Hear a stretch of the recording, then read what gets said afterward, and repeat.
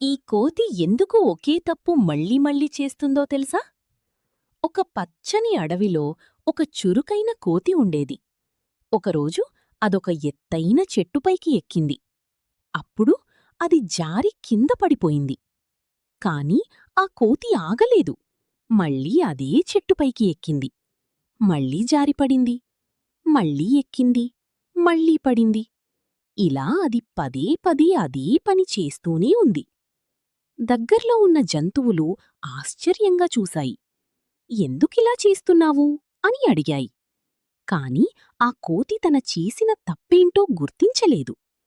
చివరికి అది అలసిపోయి కింద కూర్చుంది. కాని నేర్చుకున్న పాఠం మాత్రం ఏమీ లేదు.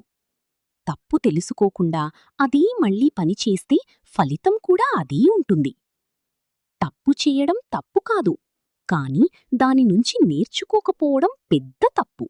ఇలాంటి కథలు ఇంకా చూడాలి అంటే తెలుగు కథలు కబుర్లు ఛానల్ను సబ్స్క్రైబ్ చేసుకోండి.